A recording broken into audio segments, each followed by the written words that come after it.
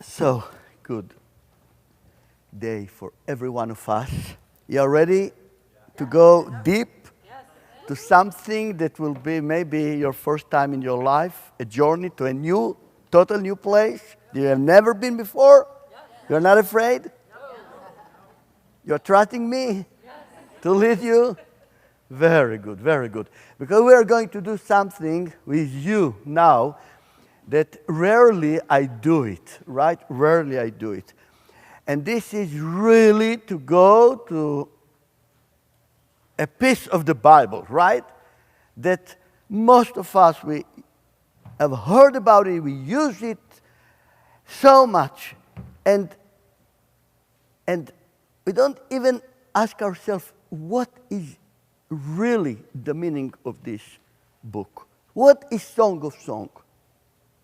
And look, I want today that we will take these 2 hours very, very serious.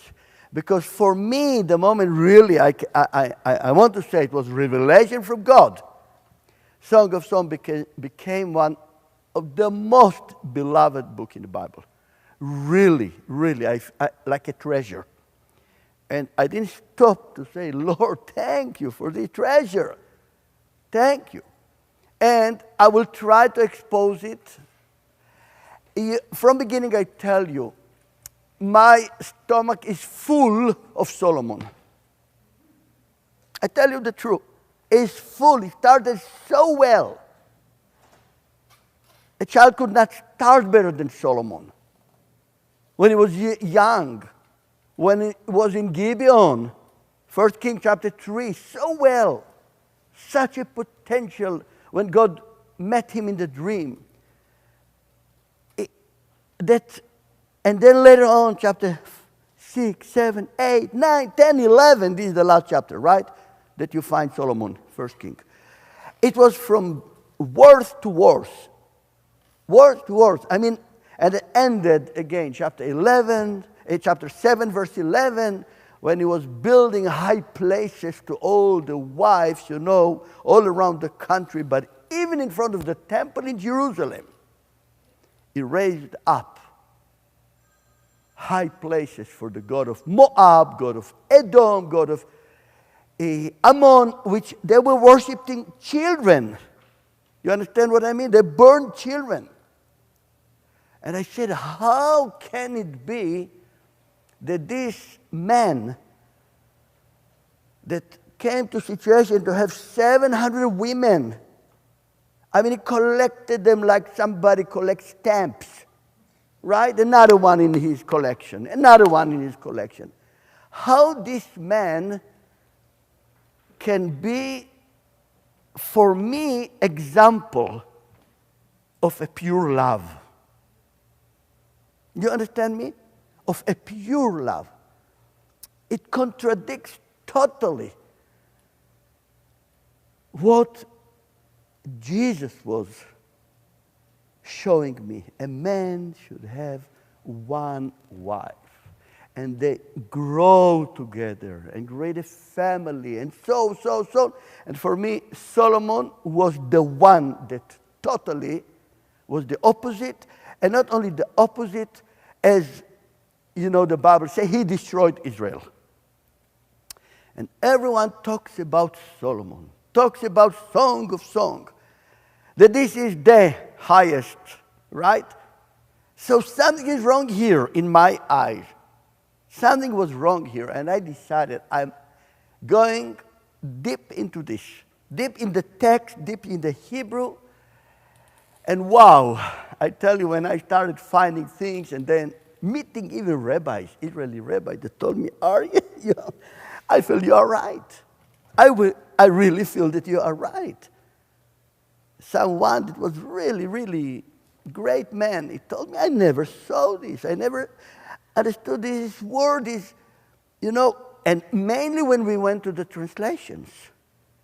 Because Song of Songs became something which, like ideal story of a love, true love, Solomon and his beloved.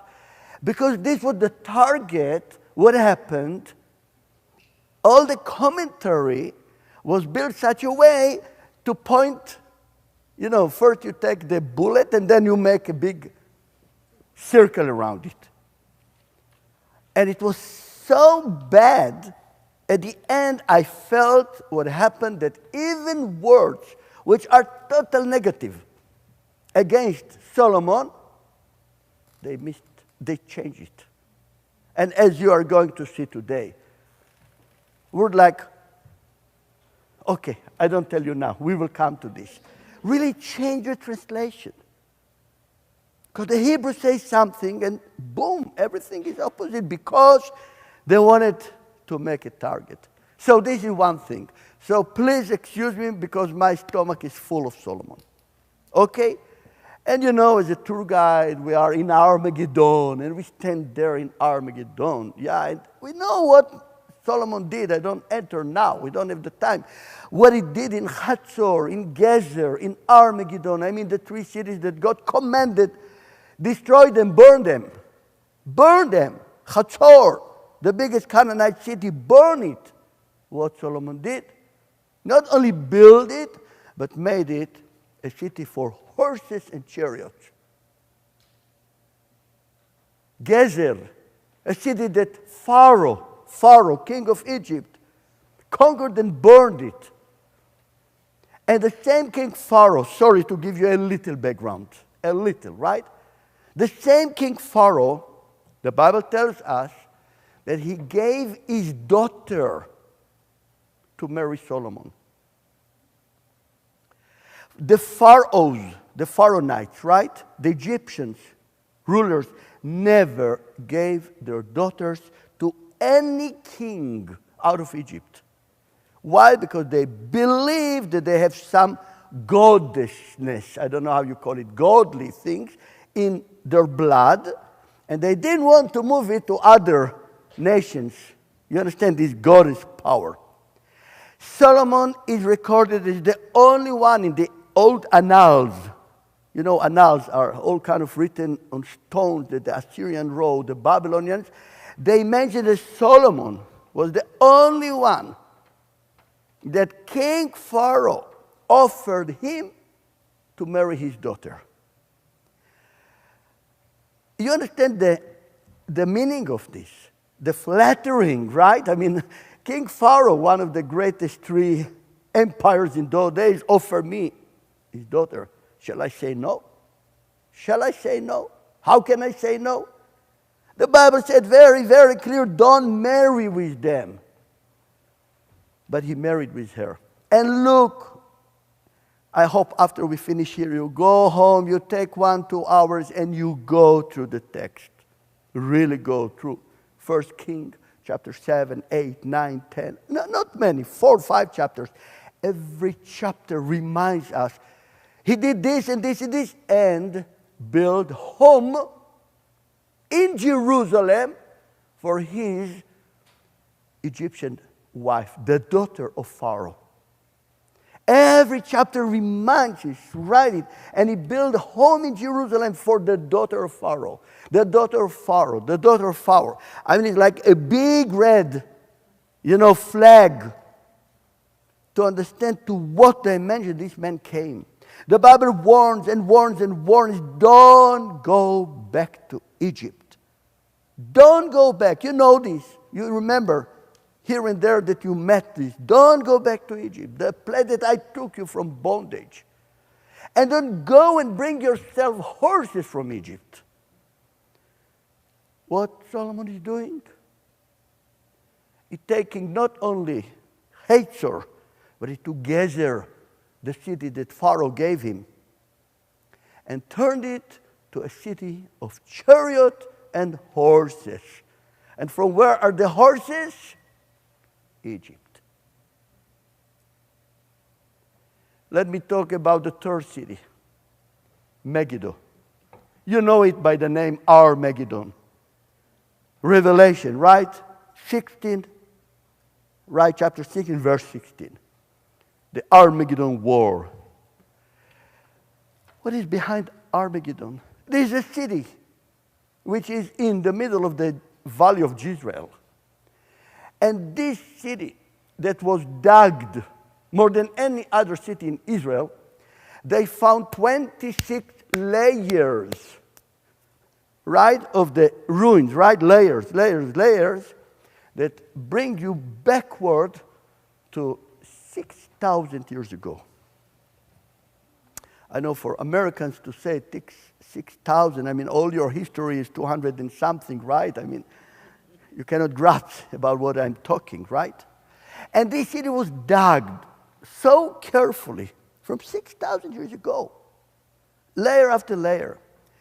And they found a huge layers, huge, one of the other, 17 of them, that prove that Megiddo was the center of Baal worshipping in this country. Again, Megiddo was the center of Baal worshipping in this country. I mean, 1,600 years before Solomon, 1,200 years before him, because we talk about 6,000 years, right? Layer after layer, and among the layers that were found, you can find one of the Bama, the high place, which is a circle one with the step that exactly like later on Mount Carmel, when Elijah took the Baal worshiper and confronted them. You remember, fire came from heaven. In Megiddo, you see exactly the same Bama, we call it, right, for Baal worshipping. And what did Solomon? He took Megiddo and he turned it to a city of what? Horses and chariots. Now you have to understand, when we say a city for his horses and chariots, we mean today like a huge army camp where you put your tanks. Clear? So in Israel there were 3 cities where, imagine, all the Israeli tanks are gathered. One in the north, Hatzor, one in Jezreel Valley, Megiddo, and one down in Ayalon Valley, and this is Gezer.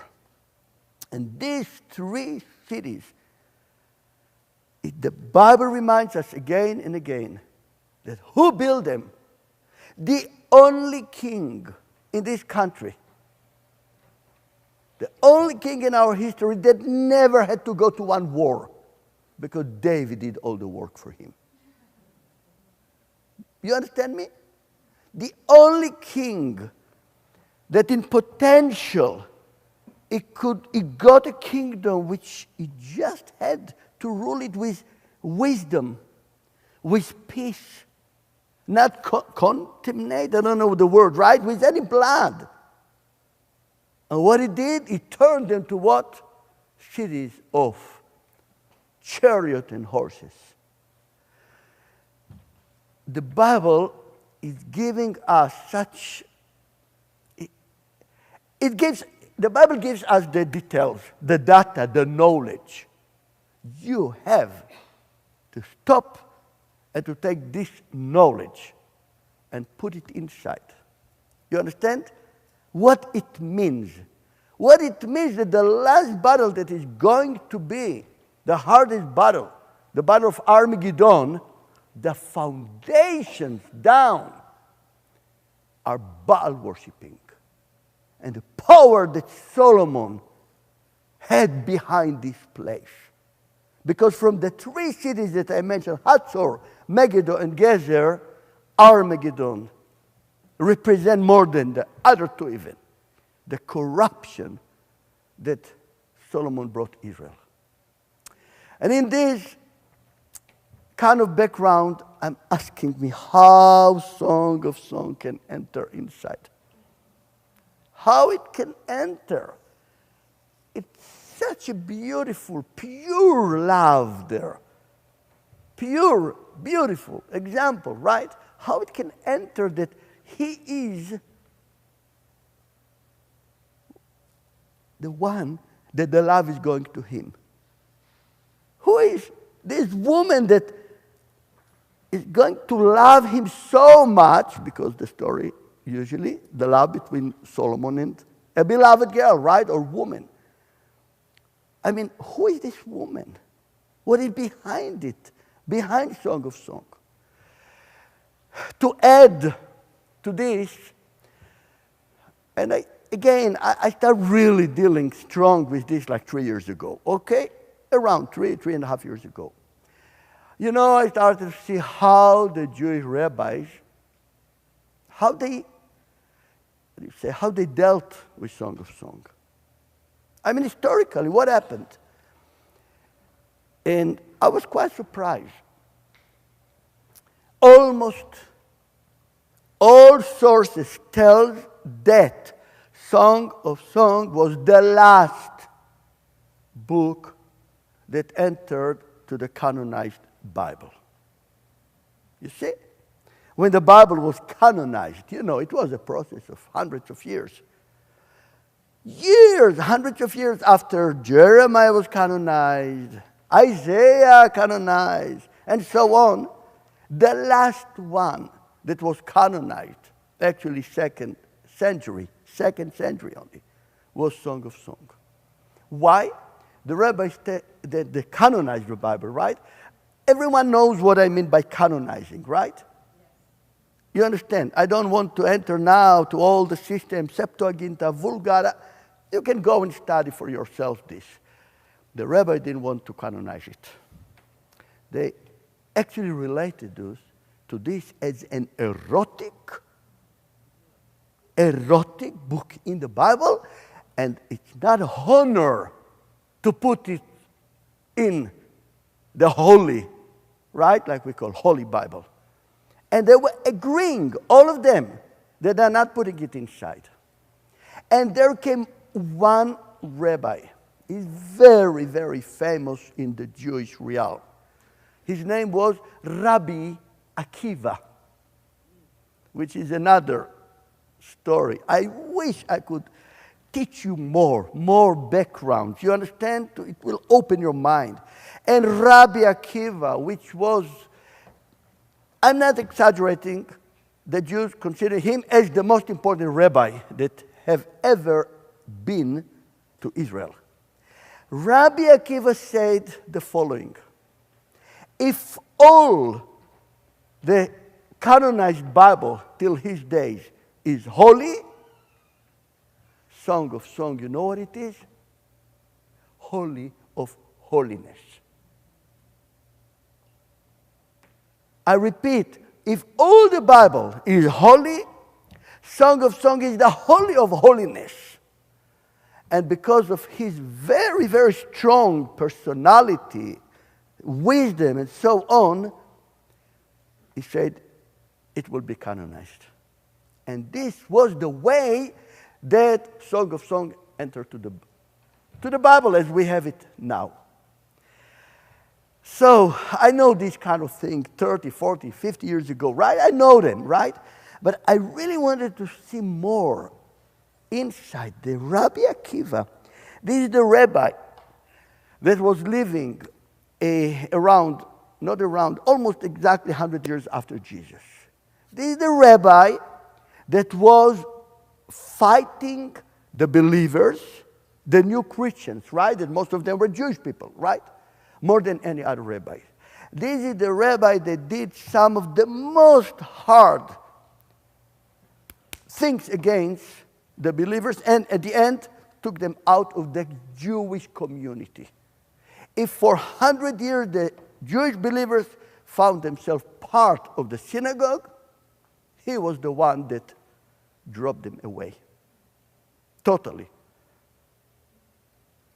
If till him, Jewish people could be on Shabbat in the synagogues and on Sunday meet among themselves so they don't have a clash, he kicked them away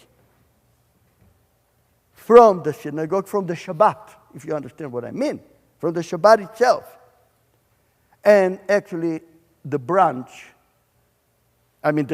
trunk started splitting into two branches: Judaism and Christianity. From him, this man. By the way, when my father came to the land, 1927, And God revealed him, Yeshua. God revealed him, right? I mean, it's a miracle what happened in his life, right? He was teaching us that we are not this or this, you understand? We are back here to the trunk. We were 2,000 years out of our land, out of our language, out of total understanding, because nobody talked Hebrew, right? The Bible was blocked like hieroglyph. You know what is the hieroglyph of the Egyptians, right? I mean, it was totally blocked from Jewish people. They didn't understand, like the Latin. For so many years, that was not allowed to be translated. So you have total depend on, like in the Catholicism, on people that will tell you what is written. This was the Bible for us. And suddenly, look what happens. We are born here. We grow in our land. The Hebrew becomes alive. We can open the Word. We read it. We don't need anybody to tell us what is written here. So clear. And I really understood. I have to sit now and by really revelation from God, see what is hiding behind Song of Songs. And I want you to understand the last thing, that all what I'm going to expose you now, this is what I understand. And if you are serious with the Lord, take it, read carefully, try to digest, and the Lord will show you if it is true or not. You understand what I say? Don't come and say, Aryeh, Aryeh, Aryeh. Don't mention me. I don't have any copyright on anything that I share. But that's what I want to say. We are getting a lot of food. And we digest it, right? But I don't know, half of this or more, you know where it finishes. So if what I'm sharing with you has to be ending somewhere there, let it be. I know, to me, it totally changed my understanding. Totally changed my life to the Lord. Because I see Yeshua, the Lord, in Song of Songs, in the most realistic way that somebody could draw it. From beginning, from the first chapter. And I tell you exactly to where I'm going to lead you now. Before we go, I'm going to lead you that there are two lovers in Song of Songs. Not one. Not only Solomon. There is another one. And the other one, you know how it's called? The shepherd. And as we are going to go into the text, from beginning, from chapter 1, when she is in the big banquet that Solomon is doing, her heart is on her beloved, the shepherd. And she's asking, where are you, shepherd? Where are you? I want to come to you. I want to reach you. And he tells her, go on the footsteps of the flock.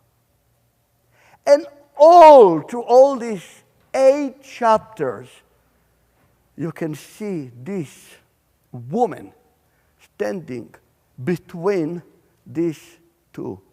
Solomon one side, which represents the world, the power, the much more than power, right? Wisdom of this world. Remember chapter 10 in 1 King, Queen Sheba came to visit him and she said, wow, this is nothing, after I've seen here, nothing of what people told me about you, right? Solomon represents all this part of this world more than any other king in the Bible. And on the other side, there is a simple, calm shepherd. And she is between them. How she became to this situation?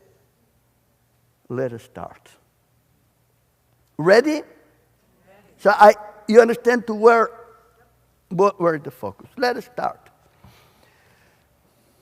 Let us open our Bibles